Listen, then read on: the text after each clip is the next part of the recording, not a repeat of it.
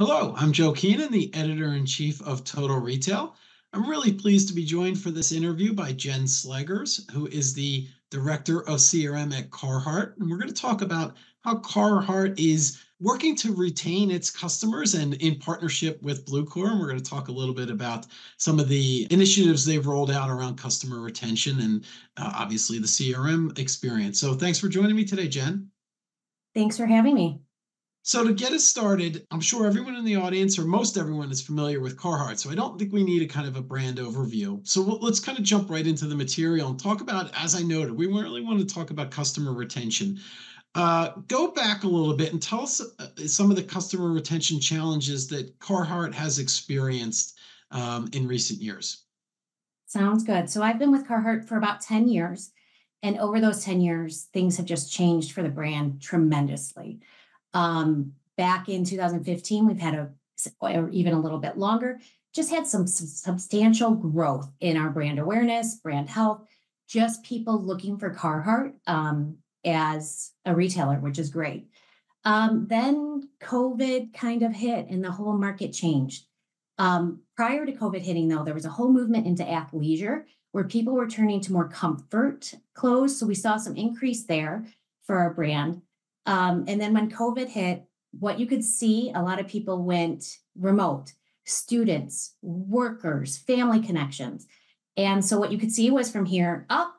And what really exploded was our hat. This was a big piece that people wore. We sold more hats in those 2 weeks than we sold in the whole season before. So it was great.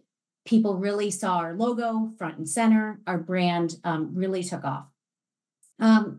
In the last couple of years, the retail landscape has renormalized a bit. We saw new consumers, before, during COVID, and the last couple of years, we're seeing even a different consumer come. So really knowing our consumers and those changes, who was buying us for trend, who was buying us for on the job, who was buying us for off the job, who was buying us just because they were working remotely. So the last couple of years, we really kind of had to get to dig in deeper to really understand our consumers so that we can go after the consumer with the right product. And that's where Bluecore really helped us, is really digging into knowing that consumer. We had a lot of, one and dones. A lot of people came in, bought the beanie. They bought the beanie in a lot of colors, which is great. But what are those next products that we can keep them in our brand or, knowing our brand? So that's kind of our biggest challenges, is just knowing how our consumer database changed, what products they were looking for, and then serving the right product at the right time. We're very seasonal as well. We go from heavy outerwear all the way down to light clothing. So what are they looking for to meet their needs? So as you talk about kind of that boom that you saw in the business, brought some new consumers into the fold for Carhartt, but then identifying that customer, what type of customer they are, how do they best want to engage with the brand and potentially get them to come back again and again, obviously presents the challenge that you just talked about, Jen. With that in mind, how do those challenges really negatively impact the business? I imagine customer acquisition costs and things such as that. Talk a little bit about kind of what were the negative impacts on not knowing exactly who this customer was? Yeah, so customer acquisition costs went through the roof, of course. When you are a leading retailer, that happens. People try to, go after your consumer, your brand terms, and all of that. So it really was about how do we know our consumer better for who is going to really buy our brand for that long-term health. So, we had customer acquisition costs. We had people coming in looking for different products. So really what we've honed in on, looking at the full ecosystem from consumer product longevity, as well as, who do we want to go after? We're also a premium workwear brand. It's really easy to offer a discount and get that short-term kind of sale. It's not something that we utilize. And because, our brand is in the premium workwear space, we want to keep that premium workwear brand. So that's been some of our challenges, is understanding which consumers want our different products. We're still known for our bibs. That was our kind of our standard product, our lead product. our heavy outerwear? How do we move into, some of our softer goods, some of our comfort goods? We have a big women's line. We know that women are a primary buyer for the household. They actually buy more on Carhartt.com than men do, but they're buying primarily men's products. So how do we get them or the right person into our women's gear? So we've expanded our line and we're really working towards understanding who is that right women's consumer that we can go after. So it really is that combination of who is your audience, what is that product that might meet their needs, and then how best do we attract them, either through our own channels or through our media channels. And so that's where we work really closely internally with our media team, as well as our external partners like Bluecore, to identify those audiences and stand up the right campaigns to get the right consumer back. Yeah, and to your point, Jen, when I hear Carhartt, my immediate thought, and you reflected that, is that it's a workwear brand. I think about construction workers and people that are kind of those blue collar jobs that people are wearing your product. But as you expand into, and you references some of these softer goods, and women's becomes a bigger part of the Carhartt brand. Um, you talked about kind of identifying that customer and then serving them up the right product in the right channels and having that right messaging for the customer. And you alluded to the fact that you're working with Bluecore on this. Can you tell us a little bit about that relationship with Bluecore and how it's helping you to kind of address some of these customer retention challenges that you've spoken about? Yeah, absolutely.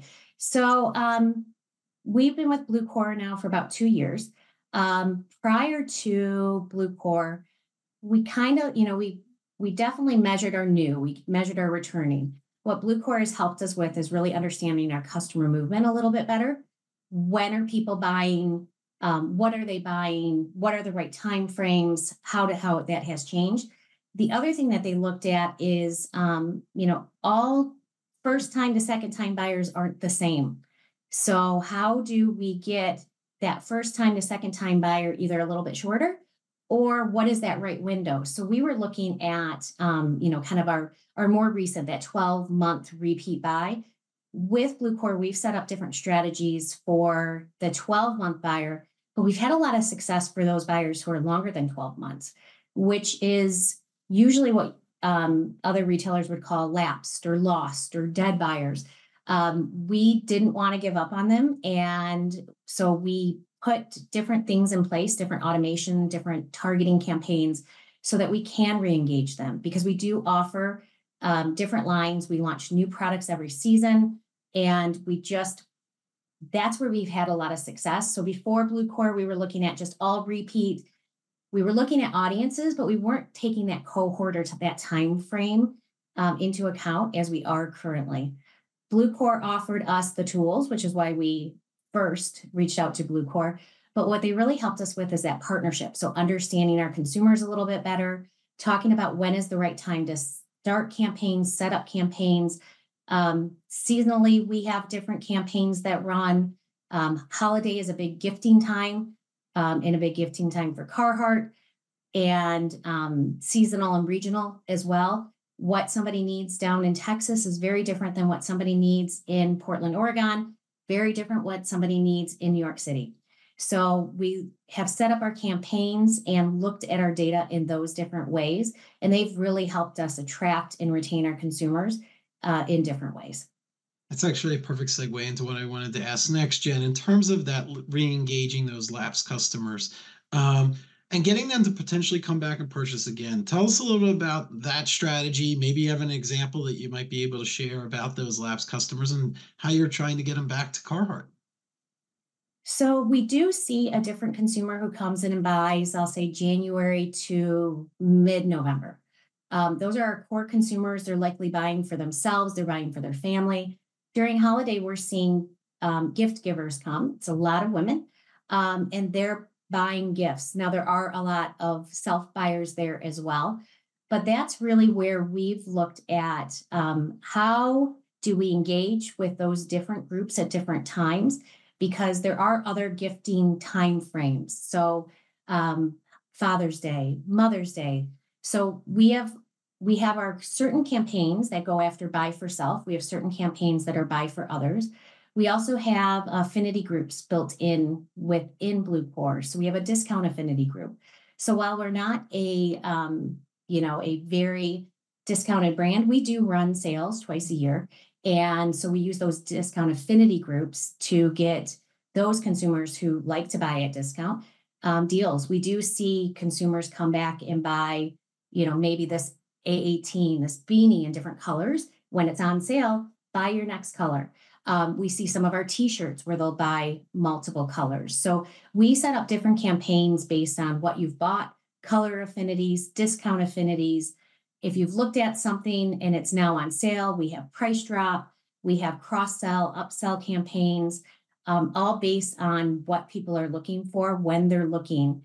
And again, I think those campaigns are what really got our inactive to active, because we've been sending newsletters, we've been sending different communication, we've been sending media. And so converting somebody who has been longer than 12 months to me has been our biggest success. And I would imagine that process is automated, so you get that speed advantage as well. Whereas a lot of that work might have previously been done manually. You're working with Bluecore, and that's helping in that regard as well. Absolutely. So what Bluecore has made easy, what we had to do in the past is we had a data science team who would Mhm. create our algorithms. And then you have to ensure that that algorithm then lives in your system internally. Then you have to pipe that data into the system to actually use it. What Bluecore does in their platform is they have their algorithms already baked in.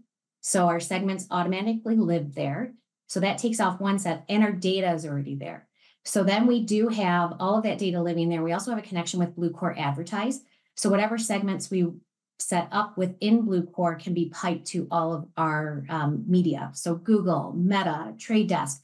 So it makes it a lot easier. So we can suppress the ones that we know that we can pick up with our own channels. We can attract those that are lapsed with media. We can attract new consumers through lookalike. So there's a lot of opportunities by having all of your data plus your machine learning algorithms, affinities, lapsed, active, all living in one system. So that, and then passing it to your different ecosystem to personalize your targeting. So I want to talk a little bit about measurement now. So you've kind of rolled out this process. You've worked with Bluecore. Tell us, what are the metrics that you're closely monitoring at Carhartt to make sure that the strategy that you've put in place is working? So there are a lot. We look at, your core KPIs, traffic, conversion, ATS, entry page, exit page, where people, journey flow, retention rate, ID rate. I think our biggest ones though are, where are the consumers coming in? Who are the consumers we're attracting? What channel brought them in? So we see different consumers navigating our site differently, whether they come in through Google or email or maybe an affiliate space.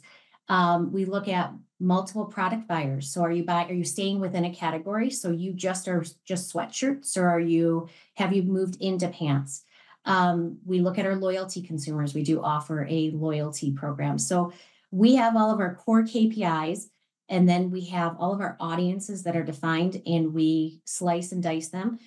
We meet on a weekly basis cross-functionally with our teams to talk about how do we service differently. So if we're seeing traffic come to let's say some pants, a certain pants but they're not converting, how do we set up retargeting, retention? So we work closely with our merchandising group, and we can stand up a campaign within the day with Bluecore to retarget, to talk about our pants in a different way. What is the technology? What does the reinforced knees do to get some of that engagement back? And so that's been really helpful in having all of our data. Also, Bluecore offers cohort analysis right in their system. They offer identification rates. You can only send to somebody if you know them. So working with Bluecore to know our identification rates and then to boost our identification rates has been key. And building off that last point, my final question for you, Jen, you can only send to who you can identify, right? You just said that.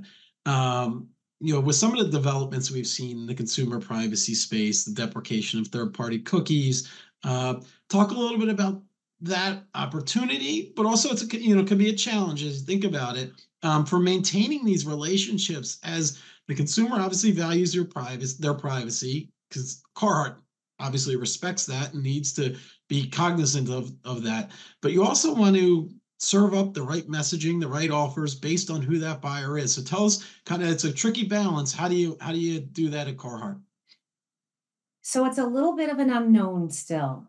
Google it continues to push it back Yeah. because I think they're learning, we're all learning. Um, what I love is we're not in it alone. We do not treat our, I'll call them agencies, as agencies. They're partners. So we partner with Bluecore. We have our media agency, January Digital. We have a measurement partner, Measured. We're all working on testing right now to understand what our audiences look like in with holdout tests. What can we learn? I think it's unknown, and I think it's so unknown for so many people. I think it's though getting your data in, understanding your data, getting it in the right systems, and getting having plans to use it. I think that Google has held out 1%. They're going to continue to roll out holdouts. I think we'll have to see as that goes, but I feel confident that we have the right partners in place, the right planning, and the right thinking. There will be some unknown, and there will probably be other people who come in to also help. Like it's unknown. What I love about this space is it's changed so much and it continues to change every year, that how you surround yourself with good partners to navigate through that change is where you win. Yeah, being adaptable, flexible is going to be key, right? Based upon where we're heading. Hmm. Absolutely. Well, I really want to take the opportunity to thank Jen Sleggers, who is the director of CRM at Carhartt, for joining me today. I've appreciated the conversation. Thank you, Jen. I have as well. Thank you.